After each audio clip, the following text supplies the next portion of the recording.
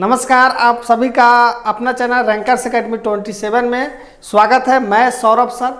आज आपको expected question माने जो क्वेश्चन पूछा जाता है ये लेके आए हुए। हाँ, इसी टाइप का क्वेश्चन एग्जाम में आपको बिहार एसएससी +2 वाला में पूछ सकता है। ठीक है, उसी टाइप का क्वेश्चन लेके आए हैं जो पूछ सकता है। ठीक है, तो ज़्यादा इधर उधर का बात नहीं करते, शुरुआत करते हैं। आप सभी को मेरे तरफ से छठ पूजा, हिंदुओं का महान पर्व छठ पूजा की हार्दिक बधाई एवं शुभकामनाएं। आप सभी विद्यार्थियों को मैं छठी मैया से प्रार्थना करता हूं कि जल्द से जल्द आप सभी का जॉब हो, सेलेक्ट हो। छठी मैया आप सभी पर कृपा बनाए रखें। क्वेश्चन है यहाँ पर, प्रथम 4 विषम संख्याओं का योग क्या है? The sum of first 4 odd number, यानी 4 गो विषम संख्या का योगफल निकालना है। 4 जो है ऑड नंबर का, तो विषम संख्या का योगफल का बन, देखिए कॉन्सेप्ट ध्यान में रखिएगा ना, फॉर्मूला अपने आप बन सकता है। तो विषम संख्या किसको कहते हैं, ऑड नंबर किसको कहते हैं? ऑड नंबर उसको कहते हैं जो 2 से डिवाइड्स पूरा डिवाइड ना हो, यानी 2 से पूरा भाग ना लगे, उसी को हम विषम संख्या कहते हैं। तो विषम संख्या क्या होगा? स्मॉलेस्ट विषम संख्या आपको क्या हो जाएगा? 1 हो जाएगा। उसके बाद 3। तो 2 गो विषम संख्या जोड़ रहे हैं तो कितना आ रहा है? 4 आ रहा है, यानी किसका स्क्वायर है? 2 का स्क्वायर।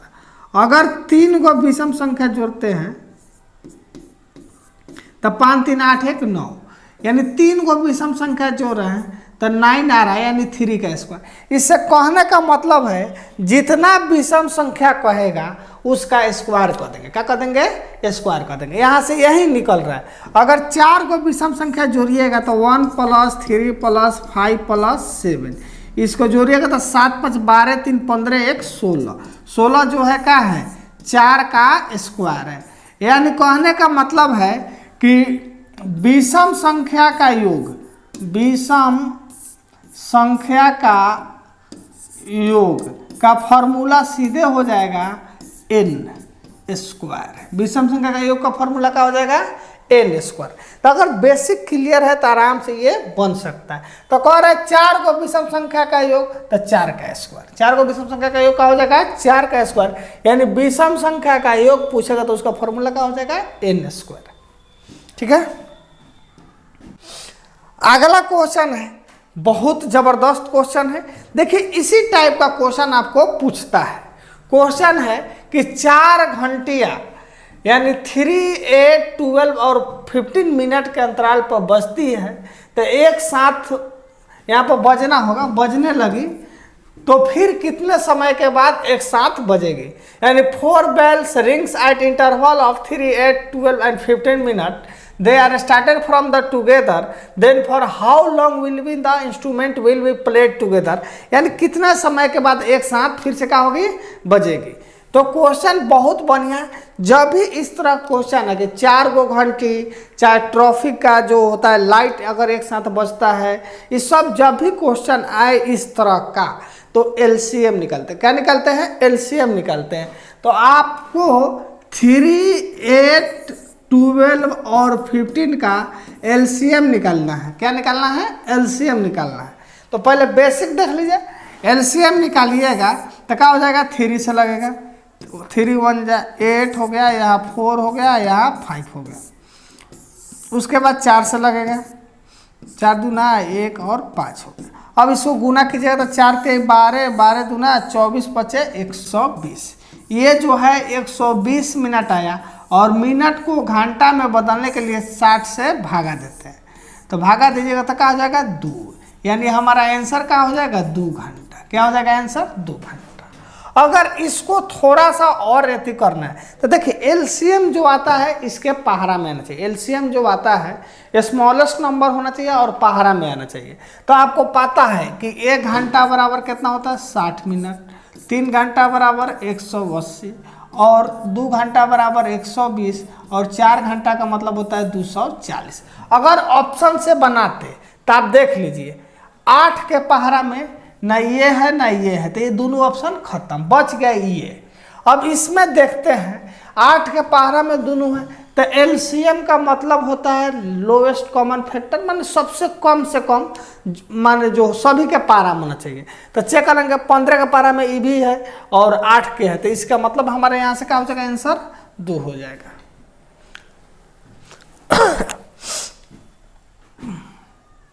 अगला क्वेश्चन है, बहुत बढ़िया क्वेश्चन है। क्वेश्चन है कि निम्नलिखित 3 सूचनाओं पर विचार करें। गीता तथा सीता की आयु बराबर है। गीता तथा रीना तथा सीता की कुल आयु 88 वर्ष है। रीना की आयु गीता तथा सीता की आयु के योग के बराबर है, तो रीना की आयु ज्ञात करें। Consider the following 3 information. Geeta and Sita are of equal age and total age of Geeta, Reena and Sita is 88 years. If Reena age is equal to the sum of Geeta and Sita's age, then what is the Reena age? यानी रीना का as निकालना है। तो सबसे पहले हम basic से प्रयास करते हैं, बउआ मेथड से। कौन मेथड से? बउआ मेथड। तो बेसिक यही कह रहा है कि सीता और गीता की आयु बराबर है। तो गीता अगर x वर्ष का होगा तो सीता भी क्या होगा, x वर्ष का होगा, बराबर है, तो यही होता है। दूसरा बात कह रहा है कि तीनों को अगर जोड़ते हैं तो 88 वर्ष है, लेकिन रीना की आयु गीता और सीता की आयु को योग के बराबर है।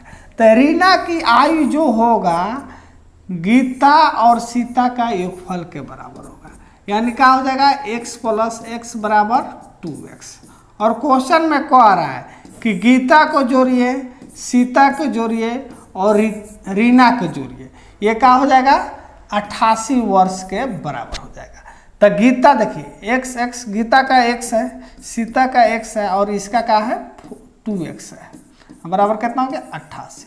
इस पूरा को जोड़िएगा तो 4x आ जाएगा। तो 4x बराबर क्या हो गया, चला 88, 4 से कटाइएगा 2, 22 हो गया।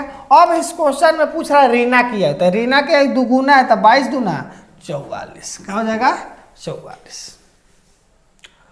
अब इस क्वेश्चन में अगर अनुपात से बनाते तो बहुत इजी बनता। अब हम बताते हैं इसको, अगर रैंकर्स अप्रोच से बनाते तक आ रहा है। क्वेश्चन में कह रहा है रीना जो है, रीना का जो आयु है सीता और गीता की आयु को योग के बराबर है। इसका मतलब है कि सीता और गीता एक साथ और रीना एक साथ आए, दोनों को जोड़ेंगे तो कितना आना चाहिए, 88 आना चाहिए। अगर सीता और गीता एक साथ है, इसके बराबर है, अगर इसको जितना मिलेगा जितना इसको मिलेगा, यानी 1:1 में, तो रीता को क्या मिलेगा, 2 हिस्सा में से 1 हिस्सा चाहिए, तो 1/2 गुने 88, एक लाइन में क्या होगा, चला बन गया, क्योंकि दोनों आपस में बराबर है। तो हमको इसका निकालना, यानी 1:1 में होगा, यानी रीना जो है एगो मिलेगा कितना हिस्सा में, 2 हिस्सा में है, बस बहुत ईजी है। एक विद्यालय में लड़कों और लड़कियों की संख्या का अनुपात 7:5 है। यदि 65% लड़का और 81% लड़की है, छात्रवृत्ति धारक है, तो कितना न पाने वाले का परसेंट ज्ञात करें। ठीक है, the ratio of the number of boys and girls in school is 7:5 if 65% of the boys and 81% of the girls are scholarship holders and then the percentage of the student who do not get scholarship. माने जिसका छात्रवृत्ति नहीं मिला है उसका percentage निकालना है। तो इसमें हम क्या करते हैं, नंबर संख्या जो दिया होगा और उसको अपना भाषा में लेके और बनाएंगे। रेशियो यहाँ दिया है, यहाँ दिया है रेशियो बॉयज और गर्ल का।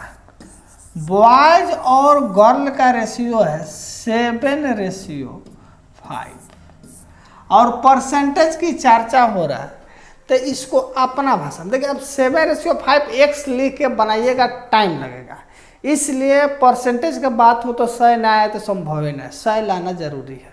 तो अगर हम इसको कह देते हैं बॉयज की संख्या 700 और गर्ल की संख्या 500, कोई दिक्कत नहीं दिक्कत।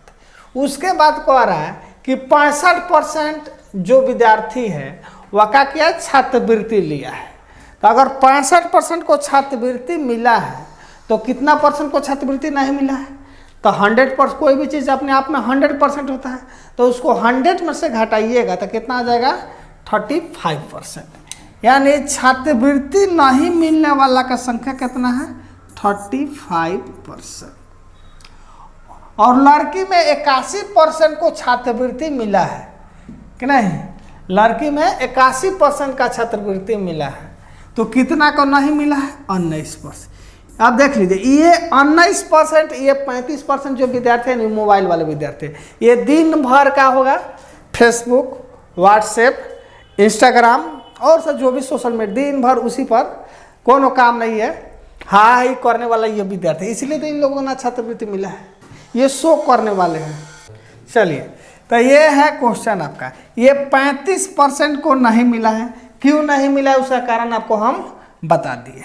तो 35% अगर निकालते हैं तो आप जानबे करते हैं, लिखेंगे 700 का 35%, परसेंट हटाइएगा तो बटा 100, और ये क्या हो जाएगा 500 का 19%, और परसेंट हटाइएगा तो बटा क्या हो जाएगा 100। 2 0 से 2 0, 7 5 35, हाथ में 3, 7 3 का 21, 21 से 3 कितना हो जाता है 24। यहाँ इसका कीजिएगा 2 0 से 2 0, 19 5 55। अब कह रहा है क्वेश्चन में कि कितना विद्यार्थी को छात्रवृत्ति नहीं मिला, तो 245 भी लड़का है और 95 को लड़की है, तो इसको जोड़िएगा तो 245 को लड़का है और 95 को लड़की को छात्रवृत्ति नहीं मिला है। तो टोटल विद्यार्थी इसको जोड़िएगा तो 340 को हो जाएगा कितना में, तो 7 5 1200 विद्यार्थी में से 340 विद्यार्थी को छात्रवृत्ति नहीं मिला है। तो परसेंट में बदलने के लिए 2 0 से 2 0 इसको कटाइएगा, तो आप 4 से कटा दीजिए, 4 से यहाँ 3 हो जाएगा, इसको कर देंगे 4 8 32, 2 0 4 5 20, यानी आपको हो जाएगा 3 दूना 6, 2 5 3 8 24, यानी 28.1/3% विद्यार्थी को, यानी यहाँ पर थोड़ा सा सुधार करना होगा, यही ऑप्शन नंबर का हो जाएगा ए हो जाएगा। ठीक है, अगला क्वेश्चन देखिए, बहुत जबरदस्त क्वेश्चन है। ठीक है, आइए क्वेश्चन है कि find the simple interest of 8 month at 4% per annum for 7,200 rupees, यानी 7200 रुपया के लिए 4% प्रति वर्ष की दर से 8 महीने का साधारण ब्याज ज्ञात करें। ये नॉर्मल है, बेसिक आप बना सकते हैं। क्या है, मूलधन आपको जो दिया है कितना है 7200 रुपया, मूलधन कितना है 7200 रुपया है। ठीक है, उसके बाद आर जो दिया है 4% है, और समय जो दिया हुआ है 8 महीना है, तो 8 महीना को वर्ष में बदलिएगा तो कितना हो जाएगा 4 दूना 8, 4 3 12, 2/3। तो हमको क्या निकालना है, ब्याज निकालना है। तो एसआई का फॉर्मूला होता है P × R × T बटा 100। इसका मतलब हुआ P का मतलब हुआ मूलधन, R का मतलब हुआ दर, T का मतलब हुआ समय। तो हो गया 7200 गुने 4 गुने 2/3, 2 0 से 2 0, 3 से कटाइएगा तो 24 3 72 होता है, 4 दूना 8, 8 चौका 32 और 16 192। क्वेश्चन नंबर 6, ये नॉर्मल क्वेश्चन है, बहुत इजी क्वेश्चन है। इसको अगर अलग तरीका से शॉर्टकट में बनाना है तो आइए इसको हम बताते हैं कैसे बनाइएगा। रैंकर्स अप्रोच क्या होता है, 4% जो ब्याज है वह 12 महीना का है, तो 12 महीना का कितना ब्याज हो गया 4%, 12 महीना का ब्याज कितना हो गया 4%, तो 1 महीना का ब्याज कितना हो जाएगा 4/12। तो हमको कितना महीना का ब्याज निकालना है 8 का, तो 8 महीना में कितना हो जाएगा, तो 4 से 3 मरतबे, यानी 8/3% हमको क्या निकालना है, ब्याज निकालना है।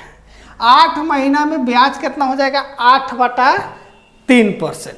बस तो सीधे ब्याज बराबर यहाँ पर लिख लीजिएगा, ब्याज बराबर क्या हो जाएगा 7200 गुने 8/3, अब परसेंट हटेगा तो क्या हो जाएगा बटा 100, 2 0 से 2 0, 3 से कटाइएगा 24, 24 8 192 हो जाएगा।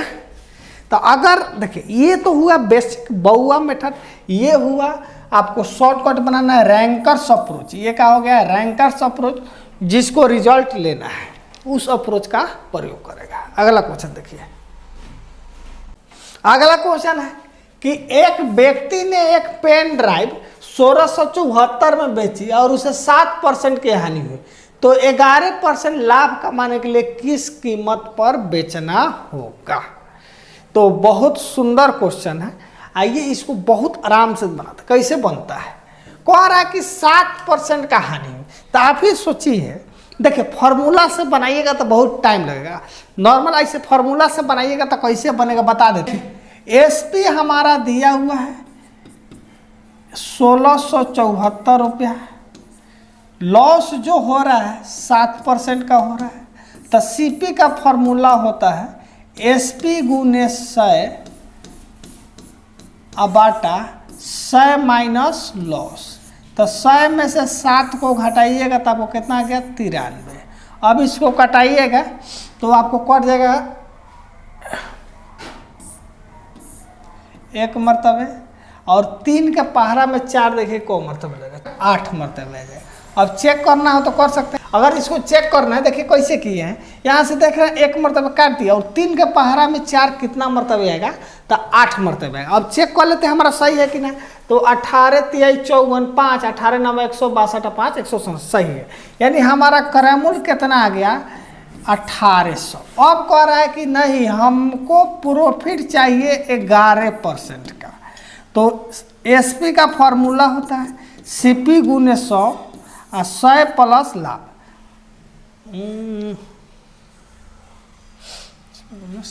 ठीक है, तो 100 प्लस 11 अब बटा का हो जाएगा 100। इसको जोड़िएगा तो इसको यहीं पर गोल घेर के लिख लीजिए 111, 2 0 से 2 0, 18 कम 18, 18 एक 19 19, यानी 1998 रुपया। तो ये हो गया आपको बेसिक मेथड, बउआ मेथड। इस मेथड का आपको प्रयोग नहीं करना है। क्या करना है, नहीं करना, आपको रैंकर्स अप्रोच का प्रयोग करना है। किसका प्रयोग करना है, रैंकर्स अप्रोच। ये रैंकर्स जो अप्रोच है, रैंकर्स अप्रोच जो है, ये सिलेक्टेड विद्यार्थी जिसका रिजल्ट होता है वो ये अपना था। ये सिंपल क्वेश्चन, 11% का अब का 7% का हानि हुआ, तो 7% के हानि का मतलब कितना होता है 93%। तो 93% बराबर कितना हो जाएगा 1674, इसलिए 1% बराबर 1674 बटा 93, और हमको चाहिए 11% का लाभ प्रॉफिट। यानी 11% का लाभ कब होगा, जब 111% पर बेचेंगे, क्योंकि कोई भी वस्तु का क्रयमूल्य अपने आप में 100% होता है। तो 11% का लाभ कब होगा, जब उसको हम ज़्यादा परसेंट में बेचेंगे, 100% से ज़्यादा में बेचेंगे, यानी 111% पर बेचेंगे।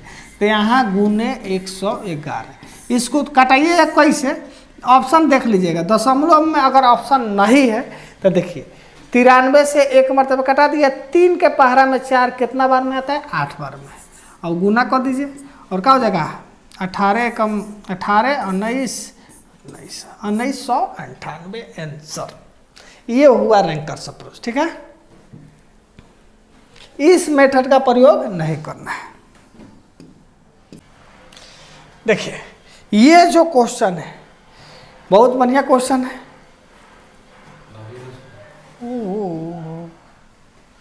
अब से आइए यह क्वेश्चन है, देखिए क्वेश्चन क्या है। कह रहा है the student of class donated Rs 3481 toward relief fund. Each student donate an amount of equal to the number of student in the class, the number of student in the class. कह रहे एक कक्षा में छात्रों ने राहत कोष में 3481 रुपया दान दिया। प्रत्येक छात्र ने कक्षा में छात्रों की संख्या के बराबर राशि दान की, तो कक्षा में छात्रों की संख्या क्या होगी। तो एक होता है बेसिक मेथड जिसको हम पहले बताते हैं।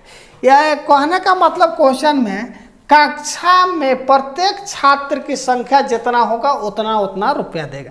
कहने का मतलब अगर 10 को विद्यार्थी है तो 10-10 रुपया देगा, अगर कक्षा में 25 को विद्यार्थी है तो प्रत्येक विद्यार्थी 25-25 रुपये देगा। यानी छात्र की संख्या जितना होगा उतना रुपया प्रत्येक विद्यार्थी दे रहा है। तो हमको पता नहीं है। मान लेते हैं कि छात्र की संख्या x है, छात्र की संख्या अगर x है तो प्रत्येक विद्यार्थी जो है, प्रत्येक विद्यार्थी का राशि जो है कितना हो जाएगा, x हो जाएगा। छात्र की संख्या x और प्रत्येक विद्यार्थी द्वारा डोनेट किया गया राशि का हो गया x। अब राशि कैसे निकलेगा? अगर 5 को विद्यार्थी है 5-5 रुपये दिए तो कितना रुपये दिया, 25 रुपये दिया। अगर 16 को विद्यार्थी है आप प्रत्येक 16 रुपये दिए, इसका मतलब क्या है, 16 गुने 16। तो वही चीज़ है, x गुने x बराबर कितना, 3481। एक्स स्क्वायर बराबर कितना हो जाएगा, चला 3481। x का वैल्यू होता है √3481। देखिए इसका निकालने का तरीका है, इकाई स्थान पर 1 है, इकाई स्थान पर कथी है, 1 है, तो निश्चित है कि या 1 होगा ना तो 9 होगा। क्या होगा, 1 होगा नहीं तो 9 होगा, 1 नहीं तो 9। अब इनका का देखते हैं, ये जो है 5 का स्क्वायर से ज़्यादा है। इसको थोड़ा सा चेक करने के लिए इसके जगह पर क्या आएगा, उसको चेक करने के लिए इसको 1 बढ़ाइएगा तो 6×5 = 30। हमारा ये संख्यावा जो है ज़्यादा है, का मतलब बाहर का आंसर हो। अगर हाई जो यहाँ पर दिया है अगर इससे कम रहता तो छोटका लेंगे, ज़्यादा रहेगा तो बाहर का लेंगे।